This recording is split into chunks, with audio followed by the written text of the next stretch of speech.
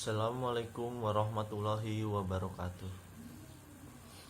Perkenalkan, nama saya Noval Hasan, mahasiswa Universitas Muhammadiyah Jakarta, Fakultas Ilmu Sosial Ilmu Politik, jurusan Ilmu Politik. Pertama-tama, saya ucapkan puja dan puji syukur kepada karunia Allah Subhanahu wa taala yang masih memberikan dan yang telah memberikan kita kesehatan di masa pandemi ini. Semoga kita selalu dalam lindungannya dan tetap sehat dan fit ya. Oke. Di sini saya akan membuat video tentang fungsi peraturan perundang-undangan untuk memenuhi tugas dari mata kuliah legal drafting. Yang memberikan tugasnya adalah dosen saya yang bernama Bapak Muhammad Nasih, Dr. Muhammad Nasih. Ya, pertama-tama sebelum saya menjelaskan tentang fungsinya itu, saya ingin menjelaskan ke awalnya dulu ya, kayak tentang apa sih pengertian undang-undang itu. Nah, jadi pertama-tama undang-undang atau legislasi. Undang-undang atau legislasi adalah hukum yang telah disahkan oleh badan legislatif atau unsur ketahanan yang lainnya sebelum disahkan. Undang-undang itu disebut sebagai rancangan undang-undang RUU. Jadi undang-undang sebelum disahkan itu disebutnya RUU, sebelum menjadi UU. Dalam artian undang-undang, sebelumnya itu menjadi RUU, rancangan undang-undang. Itu sebelum disahkan. Undang-undang berfungsi untuk digunakan sebagai otoritas atau seperti kewenangan gitu untuk mengatur, untuk menganjurkan, untuk menyediakan, untuk menghukum, untuk memberikan, untuk mendeklarasikan, atau untuk membatasi sesuatu. Jadi bisa untuk memberi hukum, kayak misalkan ada pelanggaran. Contohnya seperti undang-undang lalu lintas. Kita diwajibkan untuk memakai helm berstandar SNI dan juga mempunyai SIM dan membawa STNK. Jika kita melanggar salah satu peraturan perundang-undangan tentang undang-undang lalu lintas, maka kita akan dihukum. Salah satunya hukumnya itu adalah ditilang. Nah, jadi fungsi hukum itu salah satunya adalah untuk tadi menghukum dan juga untuk mengatur ya, itu kan mengatur kita dalam berkendara agar kita selamat. Lalu dalam undang-undang itu bukan hanya menghukum dan mengatur saja, tapi bisa untuk menyediakan dana seperti alokasi dana. Misalkan undang-undang kesehatan, kalau ada undang-undang tentang wabah, misalkan ada wabah apa gitu, nah pasti dananya itu dialokasikan untuk kesehatan tersebut, difokuskan untuk dana kesehatan dan juga untuk selain untuk mengatur tadi untuk dana, jadi bisa buat rencana pemerintah ke depannya gitu, jadi agar mendapatkan dana. Suatu undang-undang itu biasanya diusulkan oleh badan legislatif. Misalnya anggota DPR bisa mengusulkan undang-undang, eksekutif juga bisa mengusulkan undang-undang seperti presiden. Dan selanjutnya dibahas di antara anggota legislatif. Undang-undang seringkali diamandemenkan atau diubah sebelum akhirnya disahkan atau juga mungkin ditolak. Jadi selama perancangan itu bisa aja diubah sebelum atau setelah disahkan, masih undang-undang itu bisa diubah, diamandemenkan. Undang-undang dipandang sebagai salah satu dari 3 fungsi utama pemerintahan yang berasal dari doktrin pemisahan kekuasaan kelompok pemisahan kekuasaan kelompok yang memiliki kekuasaan formal Untuk membuat legislasi disebut sebagai legislatif atau pembuat undang-undang. Sedangkan badan yudikatif pemerintah memiliki kekuasaan formal untuk menafsirkan legislasi, dan badan eksekutif pemerintahan hanya dapat bertindak dalam batas-batas kekuasaan yang telah ditetapkan oleh hukum perundang-undangan. Lalu setelah saya menjelaskan itu, jadi ada apa tuh? Seperti selanjutnya akan membahas tentang itu fungsi ya. Seperti fungsi peraturan perundang-undangan. Ada sejumlah fungsi dalam peraturan perundang-undangan, yaitu yang pertama, mengatur hubungan antar manusia dalam hidup masyarakat. Jadi bisa mengatur hubungan antar manusia dalam kehidupan bermasyarakat. Jadi agar kehidupannya tidak kacau, bisa ada aturan. Karena kalau hidup nggak ada aturan itu kita bisa hidup seenaknya aja gitu. Terus yang kedua, menjaga dan melindungi hak-hak warga negara. Bayangkan kalau tidak ada peraturan perundang-undangan, tidak ada aturan di dalam hidup bernegara itu, bisa aja kondisi menjadi kacau. Misalkan, ini kan tadi yang kedua itu fungsinya itu menjaga dan melindungi hak-hak warga negara. Misalkan hak-hak warga negara tidak dilindungi, misalkan seperti hak memiliki tanah. Kalau tidak ada peraturan perundang-undangan pertanahan, bisa aja warga negara masyarakat itu mengaku-ngaku kalau tanahnya itu punya dia. Kalau udah ada undang-undang kan jelas.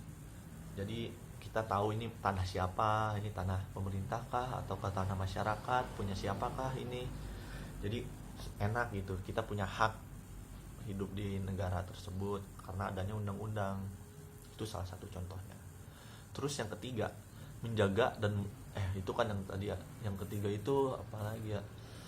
Yang ketiga itu menyelesaikan masalah-masalah atau sengketa-sengketa sosial, sengketa-sengketa secara adil. Jadi menyelesaikan masalah atau sengketa-sengketa secara adil. Misalkan ada sengketa tanah atau ada konflik adat. Nah, pasti konflik adat itu pasti diselesaikan kalau tidak secara musyawarah, dibawa ke pengadilan, ditentukan siapa yang salah ininya secara adil. Terus yang ketiga, mengatur jalannya pemerintahan negara. Yang keempat, mengatur jalannya pemerintahan negara. Jadi itu kalau tidak ada undang-undang mungkin para pemerintah bisa seenaknya menindas masyarakat, tapi ya walaupun mereka membuat undang-undang untuk bisa aja untuk menindas. Nah, terus dalam buku penuturan peraturan perundang-undangan Republik Indonesia karya Muhtar Rosyidi, perundang-undangan bersifat mengikat atau memaksa bagi semua warga negara untuk menaati. Jadi kita mau tidak mau harus mengikuti peraturan tersebut. Seperti contohnya tadi, peraturan perundang-undangan lalu lintas, peraturan UU lalu lintas. Kita terima nggak terima ya harus terima. Kita harus pakai helm, mempunyai SIM, membawa STNK. Kita mau nggak mau ya harus terima. Jadi memaksa gitu dan mengikat. Sebab dengan sudah diundangkan suatu peraturan perundang-undangan dalam lembaga negara, maka setiap orang dianggap mengetahui. Jadi pas udah dibikin udah ditok, udah disahkan undang-undangnya itu, berarti kita dianggap udah mengetahui dan menyetujui perundang-undangan tersebut. Dengan demikian, maka kita harus, setiap warga negara wajib mematuhi dan melaksanakan seluruh norma atau kaidah perundang-undangan tersebut. Apabila kita melanggarnya, kita dapat dituntut atau juga mendapatkan sanksi yang sudah tertera di dalam peraturan perundang-undangan tersebut. Sanksi yang paling ringan dapat berupa denda atau mungkin tahanan yang pendek ya, masa tahanan yang pendek. Tapi yang paling rendah itu biasanya denda sih. Dan yang paling tinggi itu atau yang paling berat itu hukuman seumur hidup dan juga hukum mati. Nah, dalam pembentukan perundang-undangan harus berdasarkan pada asas pembentukan peraturan perundang-undangan. Jadi membentuk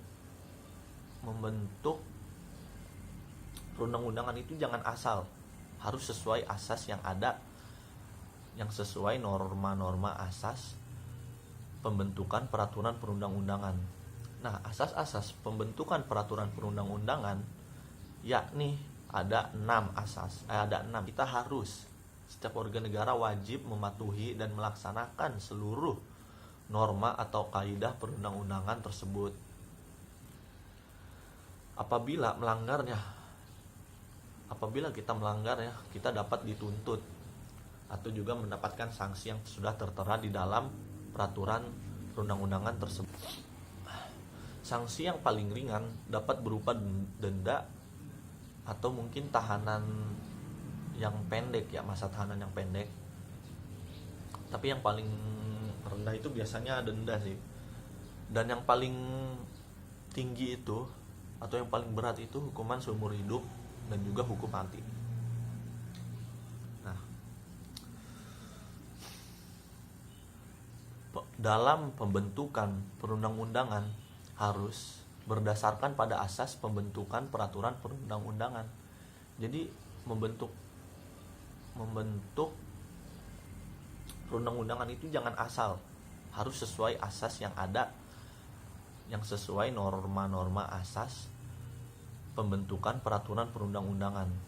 Nah, asas-asas pembentukan peraturan perundang-undangan yakni ada 6 asas. Ada 6 isinya. Yang pertama, kejelasan tujuan. Jadi, dalam pembentukan perundang-undangan itu harus ada kejelasan tujuannya.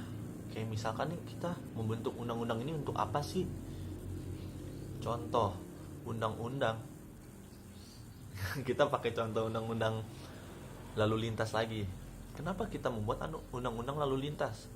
Supaya warga negara dan masyarakat itu selamat dalam berkendara.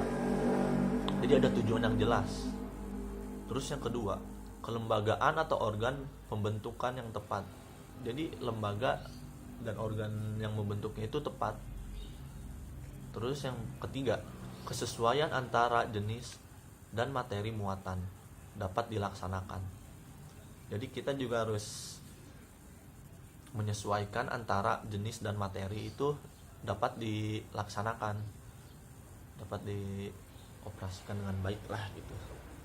Terus yang keempat, kedayagunaan dan kehasilgunaan. Apa sih hasilnya kalau kita membuat undang-undang ini gitu? Jadi kembali lagi ke tujuan. Nah, hasilnya bagaimana? Hasilnya akan gimana? Ya mungkin hasilnya akan lebih baik, misalkan kondisi jalanan lebih aman, mengurangi angka kematian lalu lintas, mengurangi kecelakaan lalu lintas. Jadi harus ada hasil dan kegunaannya gitu. Terus yang kelima itu kejelasan rumusan. Jadi harus ada rumusan yang jelas gitu, dirumuskan dulu nih, apa nih undang-undangnya, kenapa harus bikin undang-undang ini gitu. Terus yang keenam itu keterbukaan. Kita harus terbuka gitu, isi undang-undangnya apa aja, semua pasal disebutin, jangan ada yang ditutupin agar semua warga negara tahu. Oke, sekian penjelasan singkat dari saya.